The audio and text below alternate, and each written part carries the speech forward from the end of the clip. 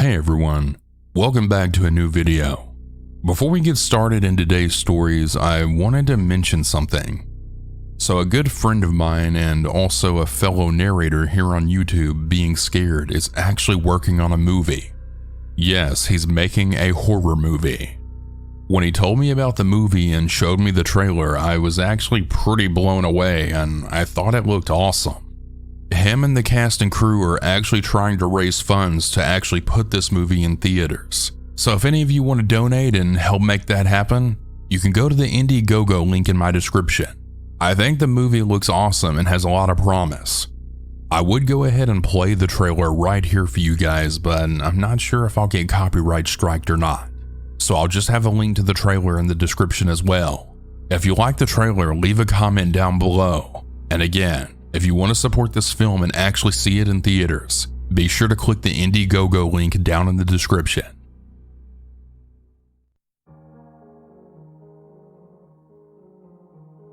Okay, finally on to the stories, but I still have a few more things I need to say. I'm sorry guys.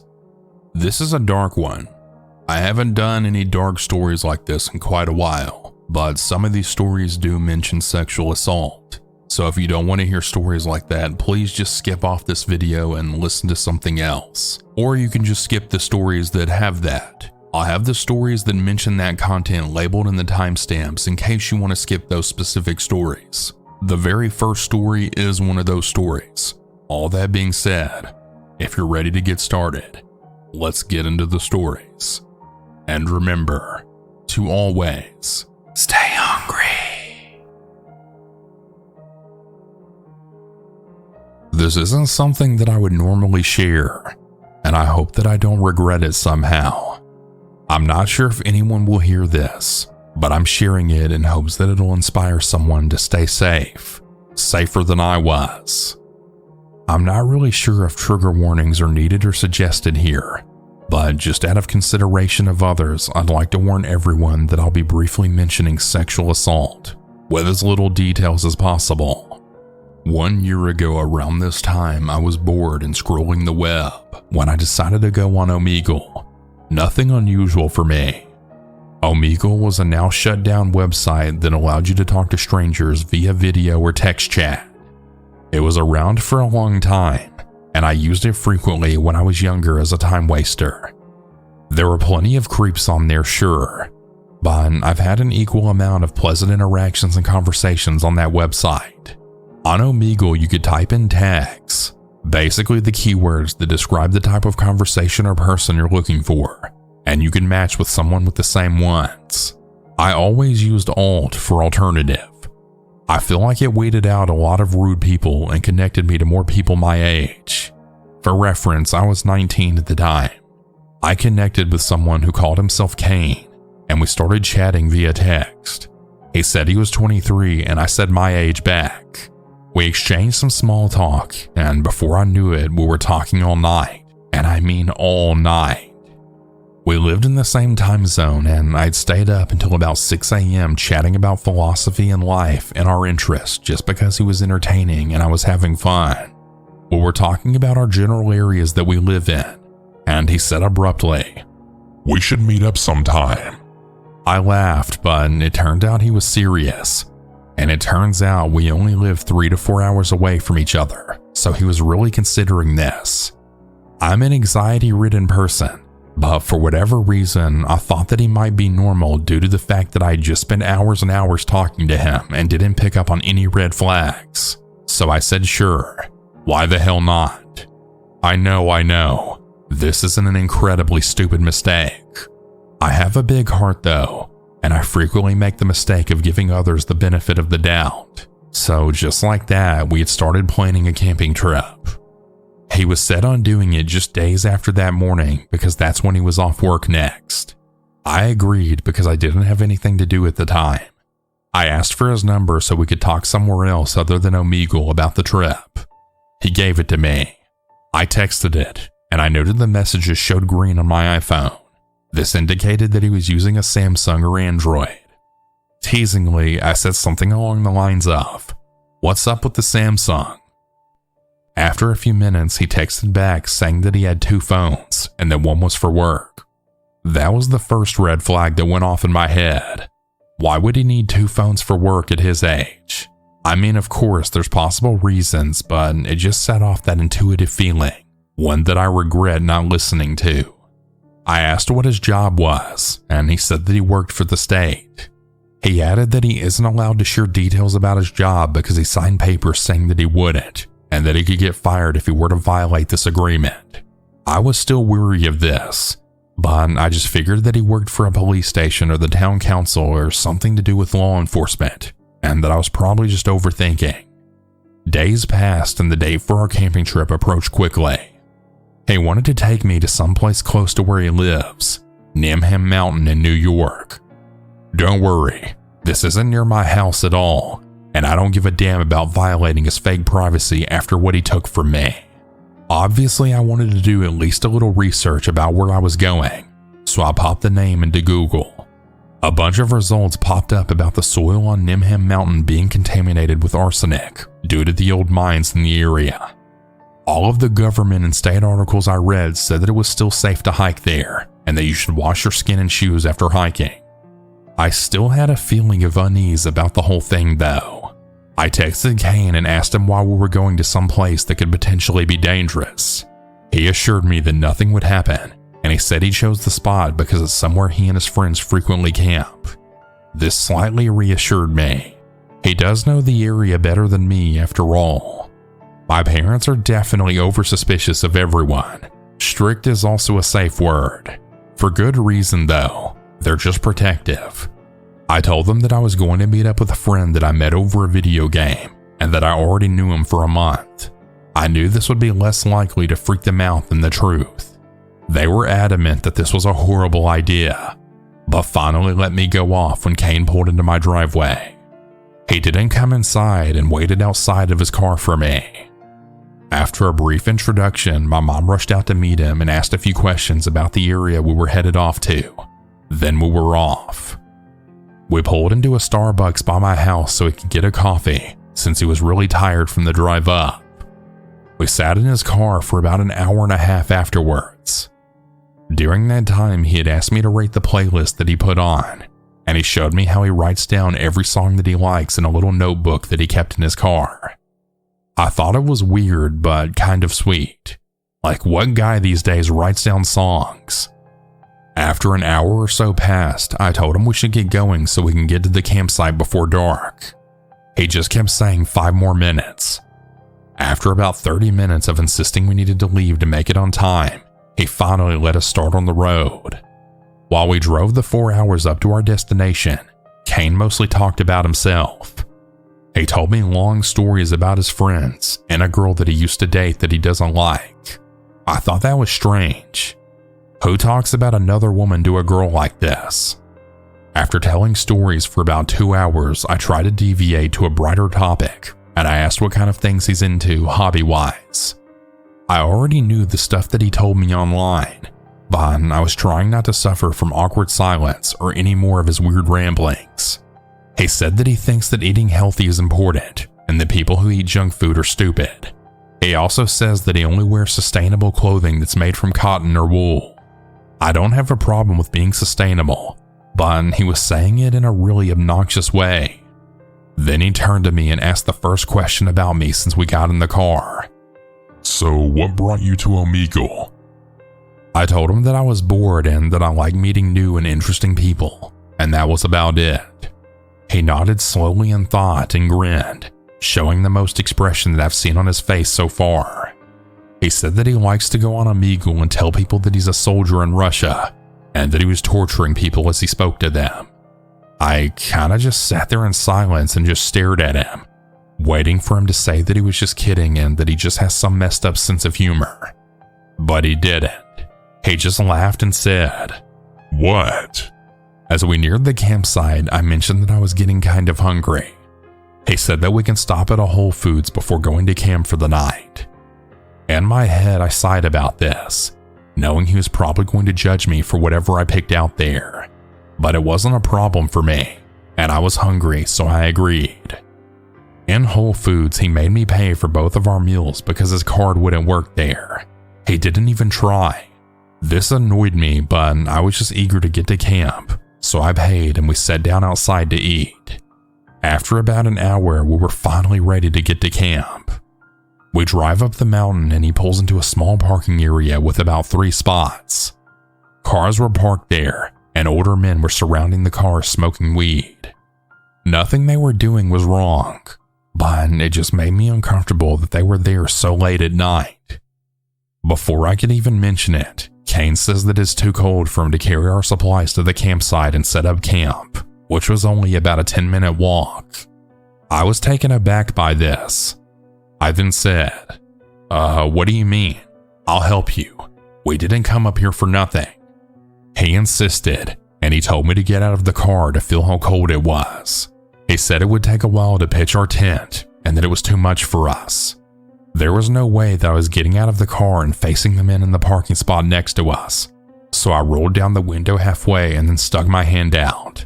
It was freezing. He was right about that. That night it was in the 30s, and the wind chill felt worse after being higher up. I was annoyed, but I agreed to sleeping in his car for the night. I was sad that our trip was basically wasted. He sat there in silence for a while, seemingly uncomfortable that I was annoyed and unsure how to comfort me. I slinked back into the passenger seat and started to scroll on social media, trying to pass the time. He grabbed my phone out of my hand and then said, "Come here," and he patted his lap. I was already annoyed at the situation and also confused on what he thought he was doing. I then just said, "Yeah, you're funny," and reached for my phone, which he had then tossed onto the floor of the car. Before I could get to it, he reached over and scooped me out of the seat and then tossed me onto the back seats. He then proceeded to rape me. I don't remember most of it. My eyes were squeezed shut and I was just praying for it to end. After he was done, he then pushed me back onto the seats and got dressed. He then smiled and said, "Well, how was it?" I just stared back at him with tears in my eyes. I climbed back into the front seat and he propped his feet up on the wheel and went to sleep. I didn't know what to do. I sat there motionless in the back seat for about 2 hours trying to process what the hell just happened to me. I considered calling my mom, calling 911. I thought about it for what felt like hours. I already had been assaulted once in my life, and it broke my parents' hearts. I knew the learning of this would absolutely destroy them, and I was also afraid of what would happen if I told them. I didn't want my dad or brother to go to jail for life because they were angry and got revenge against this guy. So I just sat there all night watching the men outside stare into the car and smoke on their joints. I don't remember falling asleep, but I eventually woke up to wind hitting the car. I was in a fetal position sitting upright, holding my legs with my arms. Kane noticed that I was awake and said that it was time to go. I was so scared of him. It felt like my heart was leaping out of my throat. Adrenaline was pumping through my body, and I started scanning the back seat and our overnight bags for something I could use as a weapon just in case he were to pursue me again. I ended up holding on to my full metal water bottle. It wasn't deadly by any means, but it could knock someone out, and holding on to it made me feel safer. I stayed in the back and Kane started driving. I asked where we were going, and he said for us to get breakfast, almost as if that was obvious and it was silly for me to ask. After driving down the mountain back into the city, we pulled into a parking garage and he tells me to get out, that we're here. I get out of the car and cling close to it, not wanting to let him get behind me. I was thinking about making a run for it, but I didn't want to risk getting chased and overpowered by him. I followed him to a little Mexican spot on the corner, and he told me to order pancakes so he could have some. This obviously made me even more pissed than I already was, but I didn't say anything because I was afraid there would be consequences if I showed any negative emotions at this point. I ate a few bites of my food, and he happily ate the rest off my plate. He paid quickly with cash and took me back to the car, where he laid down in the back seat. He said he was going to take a nap because he didn't sleep well last night. I didn't want to argue with him, so I let him sleep. How could he sleep so soundly after what he did to me? He slept for about 3 hours, The whole time I was watching YouTube videos, trying to calm myself down and keep a clear head. It was around 9 a.m., and around this time my mom was waking up and texted me saying that she wants me home. I told her that Kane was taking a nap and that I would be home soon. She didn't like the sound of that and insisted that I come home immediately. I was happy to have a reason to get the hell out of there, one that might be convincing to Kane. I woke him up and he became angry with me, saying, "Don't wake me up next time. Play on your phone. Watch TikTok or something." I was shaken, but I managed to say that my mom wanted me home and that we needed to go. He said to let him sleep for 30 more minutes, and he told me to set a timer on my phone. I did. 30 minutes felt like 30 hours, and once it went off, I woke him once again. This time I filmed myself waking him up because I was really afraid of what was going to happen. He was angry once again, and I told him that the 30 minutes was up. I asked to leave, begging him to leave, and he just said no. Over and over, he said that we aren't leaving yet. I was shaking uncontrollably, but I put on a brave face and pretended like I was being playful. "Okay, I'll just get an Uber then," I said. I turned around and started to open the car door when I felt his hand grab my shoulder and then dig into it, yanking me back in place. I honestly think I blacked out from fear for a few seconds. He then said, "What the hell do you think you're doing?" His hand was still on my shoulder, his fingers squeezing into my skin. My mind was racing, and I was on the verge of tears. This caught my eye, and I quickly played it off by saying that my mom would call the police or come to get me if I wasn't home soon. I had also mentioned earlier that my dad works in law enforcement, so this was a little bit more believable of a lie. At the mention of police, something changed in his face. He looked frantic. He let me go and then happily agreed to drive me home. I felt a deep relief, the deepest relief I've ever felt. I then swallowed the lump in my throat as he climbed to the front seat and started our 5-hour drive back to my house. The drive back was much quieter than the drive up. I didn't say anything unless he initiated. I just gripped my phone in my hand and tried not to make eye contact with him. I wondered if he had any remorse for what he did in those moments. When we reached the town where I live, it was 11:30 at night. Kane pulled into the main strip to get to my house, and I saw flashing lights behind me. My instinct was to be terrified because my dad is a cop, so I've always made extra sure not to break any traffic laws. The police pulled us over, and 2 men stepped out of the cop car.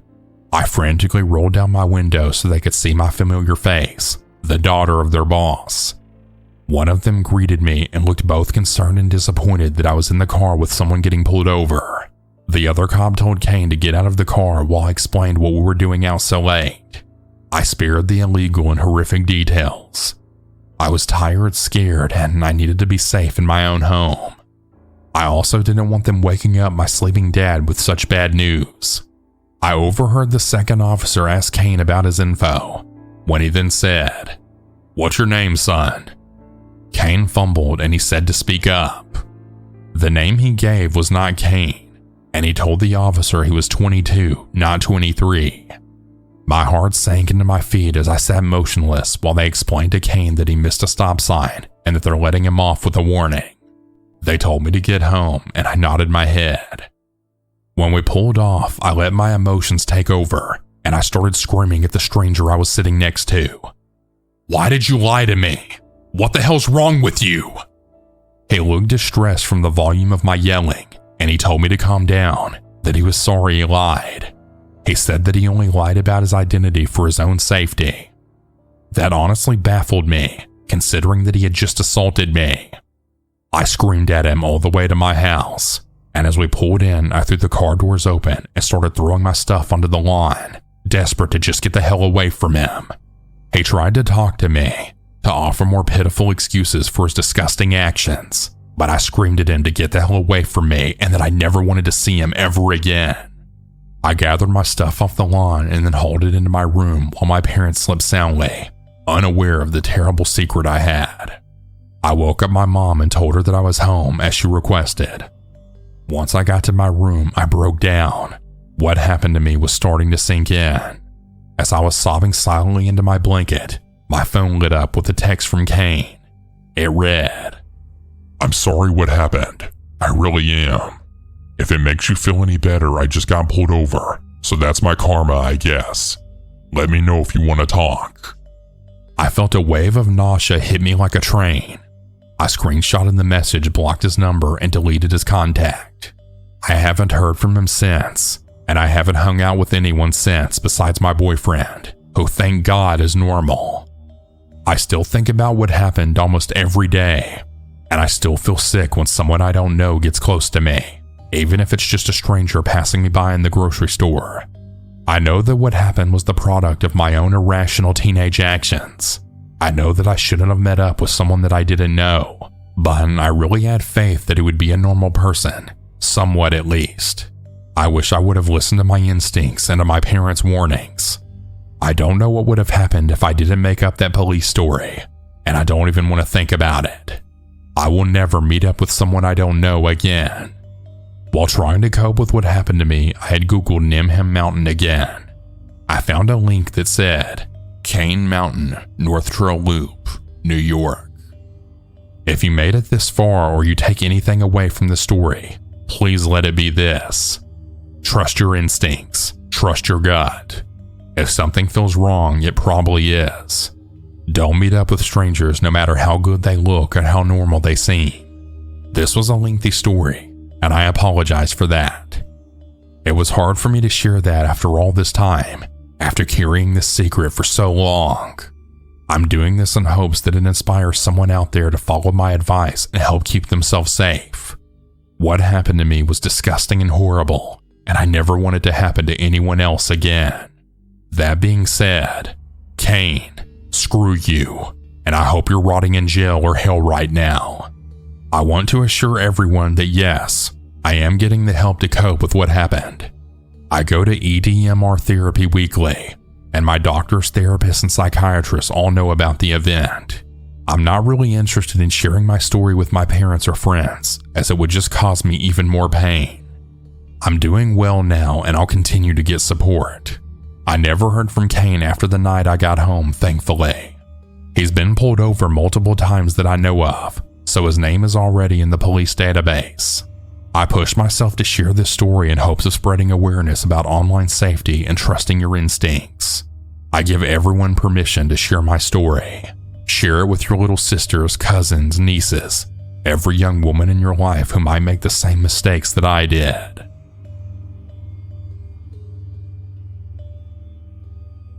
My name is Devin, and I'm a 33-year-old female. When I was 10, my mom, stepdad, and sister lived on a 10-house cul-de-sac right off a very busy street in our city, but was still considered quite safe. One day I was playing outside in the front yard with our weenie dog who barked so much that we actually named him Wolfitz. Wolfitz and I were playing out front around maybe 5 p.m. or so it was still light out.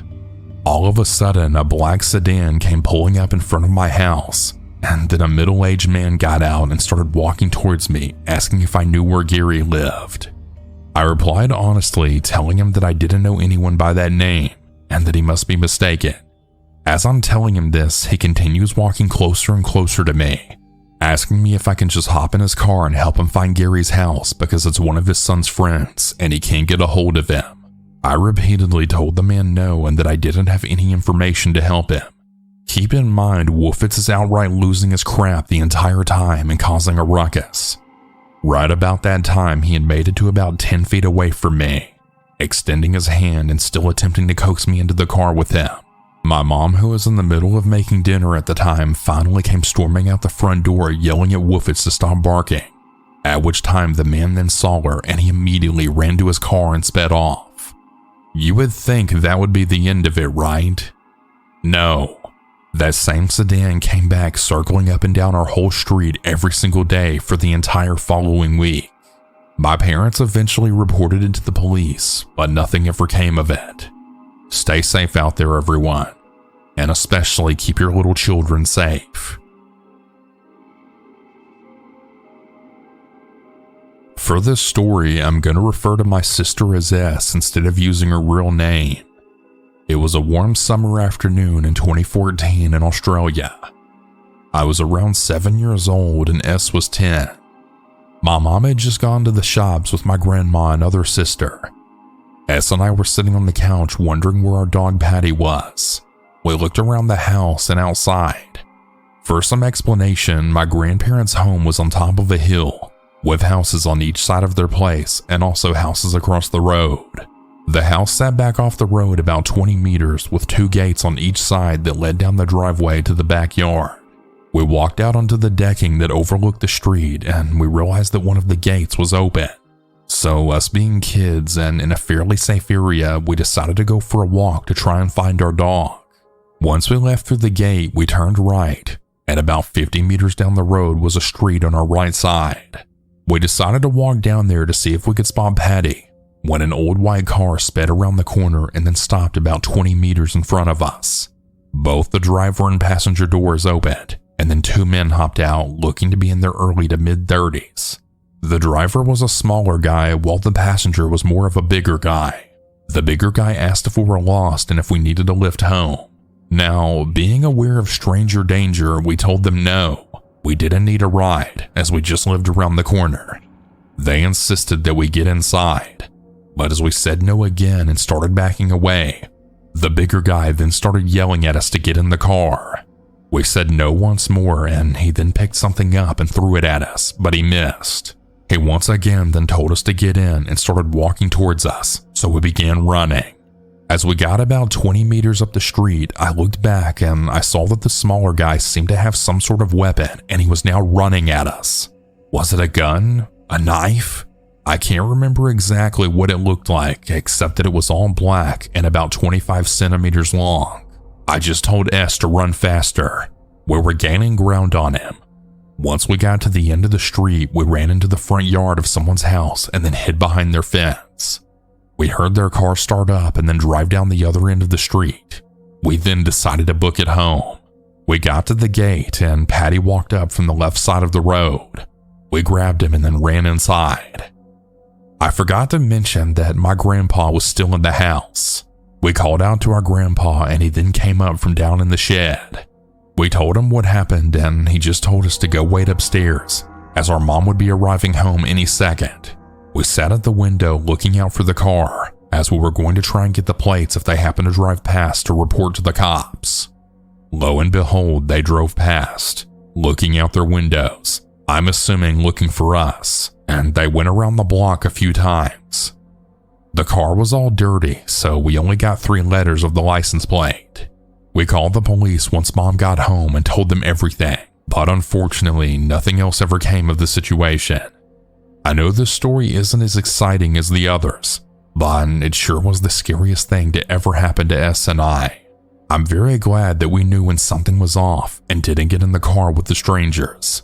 I would hate to know what would have happened if we'd gotten in that car that day, and I really hope that nothing ever happened to any other children around that area. I'm a girl and my mom was a horrible addict. She barely took care of me as a kid. At the time of this incident, I was around 6 or 7, so my awareness and understanding of things happening may not totally make much sense. This happened in the 90s. One night, my mother and I were on a car ride. I wasn't sure why we were driving, but it was late at night. I'm not sure what time it was, but I assumed that it was really late because there weren't that many cars on the street, and I was sleeping in the back seat. I don't even remember getting in the car.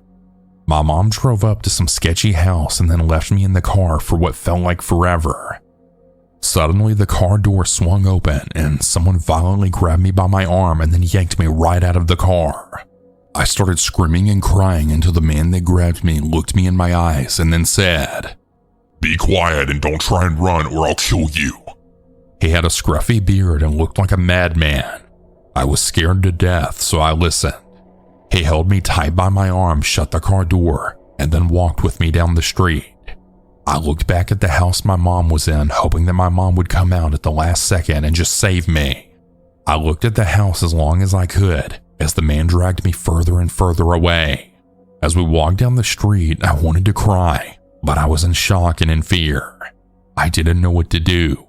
If I sniffled or cried, the man would tighten his grip and yell at me. I can't even explain how scared and confused I was. We walked for a little while and we ended up in the projects.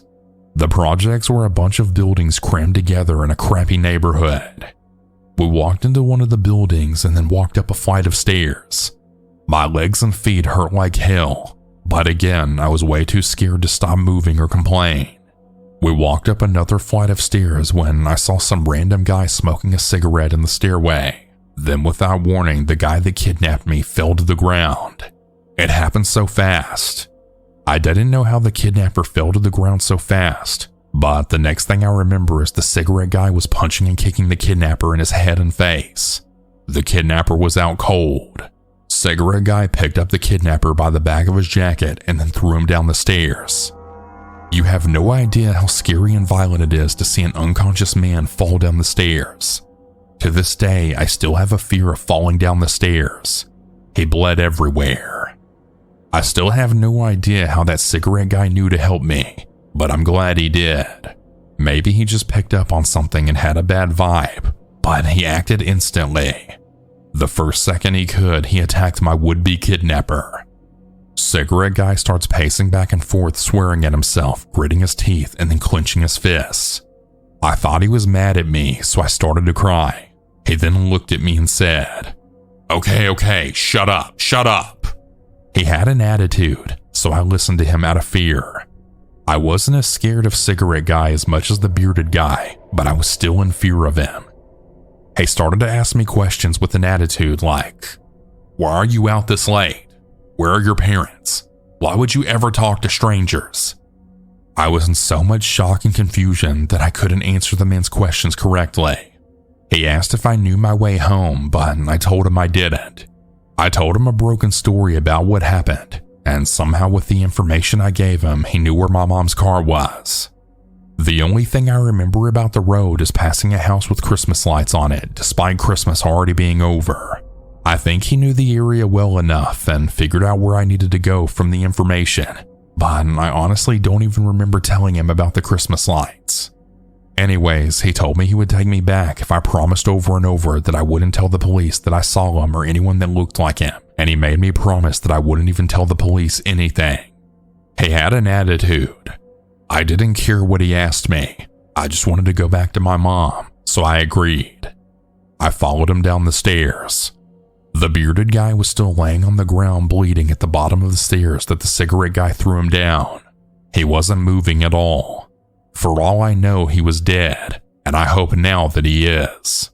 Cigarette guy stepped over the bearded guy, and I followed. We walked outside, and cigarette guy looked around all panicky. I remember him telling me, "The police don't like me." We walked out of the projects, and my feet still hurt. Cigarette guy was walking fast in a panic, and I had to basically jog to keep up with him. I started crying, and he had asked what was wrong. I told him that my feet hurt, and I remember him sucking his teeth and then picking me up with an attitude. He kind of awkwardly cradled me in both arms. He walked down the road for a moment. I then remember him swearing and running behind a house or a building. A cop car was driving down the road. He then put me down and told me to run to the police car. I tried to run, but my legs could barely move, and I was scared. The cop car kept driving and rode away without even seeing me before I could even get remotely close to it. He kept swearing to himself as he then picked me up again and then ran down the street. He took me behind a lot of houses and hid from every cop car that drove by. I assumed now that the police were looking for me. He carried me in both arms running fast down the road when I then saw my mom at her car in the distance. She was now surrounded by the police. Cigarette guy put me down and told me to run to the police. I got so excited that the pain in my legs just disappeared. He put me down and ran away. I ran towards the police and my mom picked me up and hugged me tight. The police then started to ask me and my mom questions. I don't remember too much about their questions, but I remember my mom telling the police some convoluted story that just didn't make any sense. She basically just told me not to say anything. And I didn't really say much, but I really cried a lot. We then went home. Days later, my dad picked me up and knew something was wrong. I told him everything. I never lived with my mom again. When I grew up and had to think about that day, I really never forgave my mother.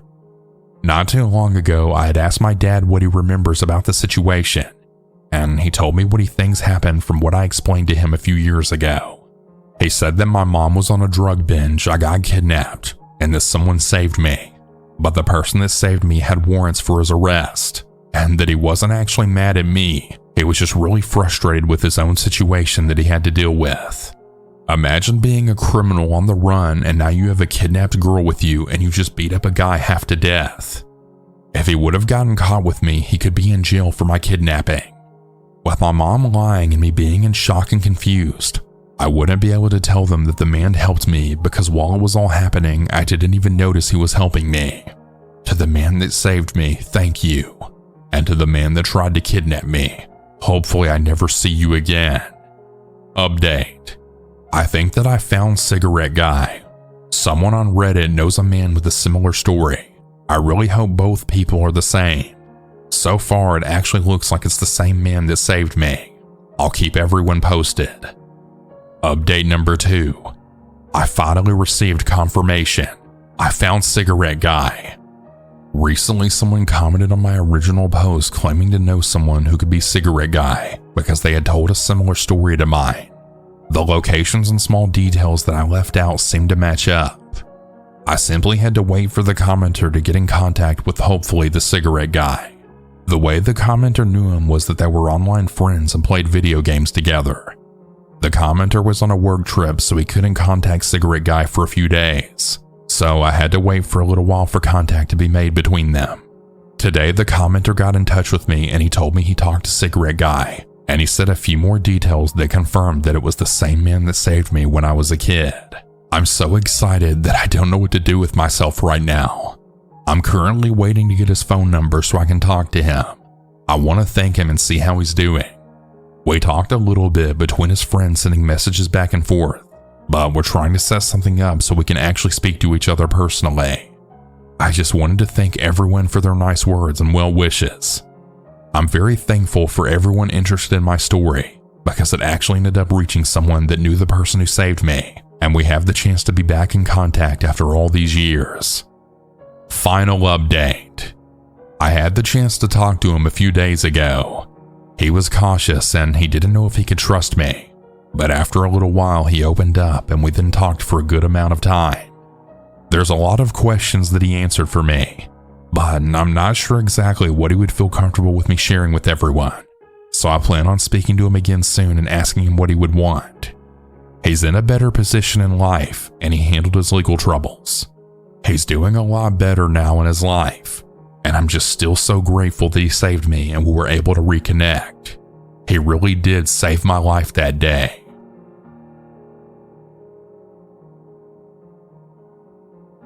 This is something that was super traumatic for me, but it was never discussed again in my household.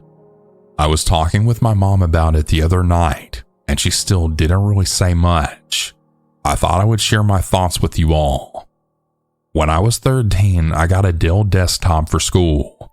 The internet was fairly new for me back in 2003.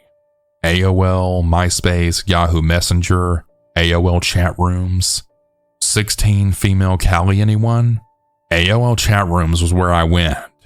I was a shy, overweight kid back then. Still shy to this day. But online I could be anyone. I could say anything. It was amazing. I discovered so many things when I got on the internet, but if I could be anyone, so could someone else. Thus how I met one 27-year-old man. One night I logged on. The AOL dial-up sound still makes me feel uneasy. I was sitting in my cold, dark kitchen. The computer was there so I could be monitored. It was just me and my mom though, and she was always working, so no one ever actually monitored me. Plus, she had no idea how to use a computer, so I got away with a lot. I was bored, so I hopped into an AOL chat room. I lurked for a bit. Then 15-year-old female here in the chat. I was really 13, but saying I was 15 made me feel so much more mature. Private messages then started coming in. "Hey, my name is Rob. Where are you from?" is how it started. I told him where I was from, that I was in high school, which wasn't a lie. My school was from the 7th to 12th grade. "You?" I then put in the chat asking him the same. 19 male, New York. Oh man, was it cool to be talking to an older guy. And boy, was he cute. I honestly don't really remember that much. Maybe I blanked it out. Maybe my memory is just shot. I do remember emails back and forth, the occasional phone call. I remember finding out that he was talking to another girl and I wanted to break things off, but he begged and pleaded until I caved. Then the let's not meet part. I was nervous. He had never asked for a pic. He never really asked for much from me. Just the emails back and forth. A phone call a day. But somehow he made me feel safe. Made me feel wanted. Cared for. He drove from New York to West Virginia one day. My mom worked right beside my house, so he parked about a quarter mile away and took the back alley to enter my house. My friend was with me when he showed up, but she was scared when she'd seen him and then ran out the back door. I maybe should have taken a hint from that, but I just stood on the back porch with my head down. I was given a hug as he led me inside. Not 5 minutes after being there sitting on the couch did he move things further, then even further into my bedroom. I won't get into the details on what happened next. I assume that most of you can guess. After that, he left. He gave me instructions to get in his car after I got off the school bus and we'll go on a date. I had no idea where he was staying. I lived extremely far in the country, an hour's drive from the closest hotel. The next day I get ready for school and then ride the bus for the 45-minute drive. As soon as I hop off in the school parking lot, I get directly into his car. No one noticed. No one said anything. We drove around. We never even go on a date. He just finds different places to park so that he can use me. I noticed a photo of another young girl, 15 or 16, in the visor of his car. I question him. I actually believe when he tells me it's his cousin. Believe when I question why his hairline is receding so much. Believe him when he tells me that I can't see his driver's license because he left it in the hotel. Believed him when he said that he loved me. I get dropped off at school, super sad that he was going back home, all with promises that he'll call. Once again, everything feels very fuzzy. I can't remember many emotions from this time. I do remember that a few days later, my mom says she found out that I skipped school with a man and that I was never allowed to see him again, and that was that. I do remember sending an email. I do remember a late night phone call. I remember saying that I wish I could just live with you. I remember him suggesting to come get me, and I remember saying okay. Days later, by the time he made the drive again, I was really feeling iffy about leaving my mom. I mean, I did love her after all. She's my mother. I didn't think things through. I didn't put much thought into anything really. I packed a few clothes in a suitcase, forgot all underwear. That is one of my sharpest memories. I felt bad that he drove 8 hours to get me, so I actually left in the middle of the night. I got in the car with him and his cousin, and he got in the back seat with me. He proceeded to have sex with me while his cousin drove, then got back in the front seat. This happened a few times between my home and his. The drive took forever. I had nothing to drink, was offered nothing when they got something. They stopped to nap at a rest stop, and I attempted to collect call to my mom, which was disabled on our phone. I dug around for some change to get something to drink, but I couldn't afford anything in the convenience store, so I drank out of the truck stop sink. Hours later, we park a block away from his house while he runs in to get something. I'm sitting in the back seat waking up from a nap when around 8 or so men and women in black suits surround the car, screaming for us to get out with our hands up. My first thought was, damn, my first 10 minutes in New York and I'm already being robbed. I'm absolutely terrified. I get out and a man pulls me over to the curb while the other officers force his cousin onto the ground.